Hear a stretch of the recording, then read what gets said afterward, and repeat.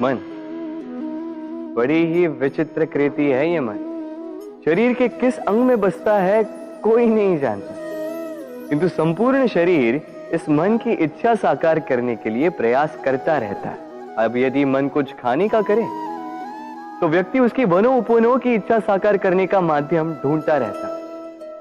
अब यदि मन किसी को शत्रु समझ ले तो व्यक्ति उसे नष्ट करने का हर संभव प्रयास करता है। अब यदि मन किसी से प्रेम करे तो उसकी प्रसन्नता के लिए हर सीमा लांघने के लिए सज्ज रहता है। परंतु जीवन सुखद हो इसके लिए आवश्यक है कि मन खाली हो।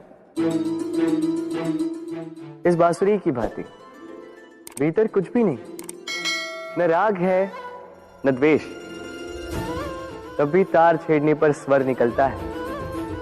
इसी प्रकार मन को भी भावनाओं से मुक्त रखना आवश्यक है। स्मरण रखिए, मन में कुछ भर के जियोगे तो मन भर के जी नहीं पाओगे। राधे राधे। जब से मनुष्य जाति का अस्तित्व बना है तभी से युद्ध भी अस्तित्व में आया।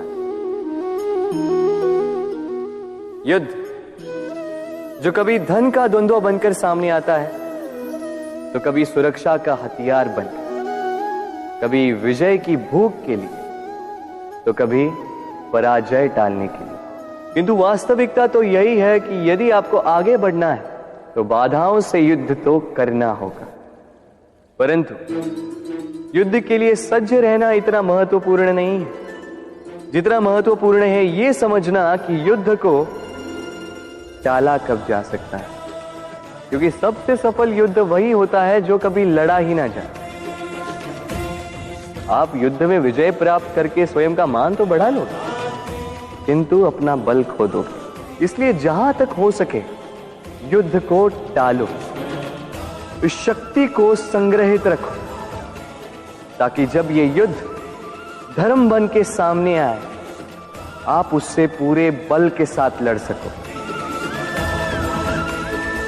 राधे राधे।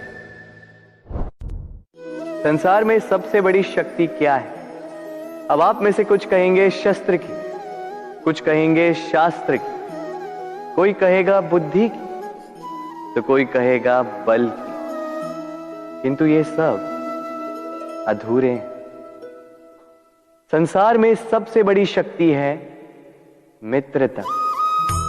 यदि सच्ची मित्रता प्राप्त हो जाए तो वही सबसे बड़ा धन है। जब आप कठिनाइयों में होंगे तो मित्रता शस्त्र बनकर सहायता करेगी। मार्ग भटक जाओगे तो मित्रता शास्त्र बनकर आपको राह दिखाए।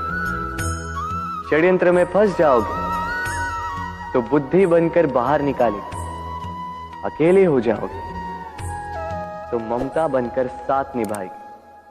तो यदि इस संसार में कुछ कमाना है तो धन नहीं, मित्रता कमाओ। और स्मरण रखिएगा,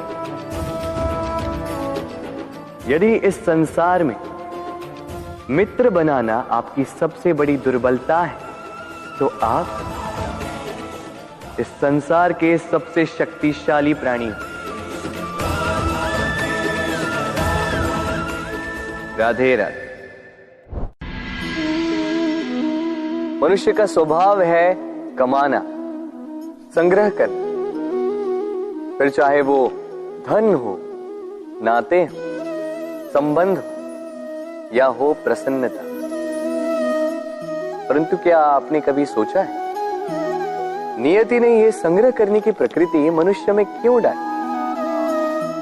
एक बीज से पौधा पनपता है, उसके भोजन से फल संग्रहित होता है। क्यों? इसलिए ताकि वृक्ष उसे स्वयं खा सके? नहीं, बल्कि इसलिए ताकि वो भूखे जीवों में बांट सके। अब आप पूछेंगे कि इसमें वृक्ष का क्या लाभ? लाभ है, क्योंकि जो बांटता है वो मिटता नहीं।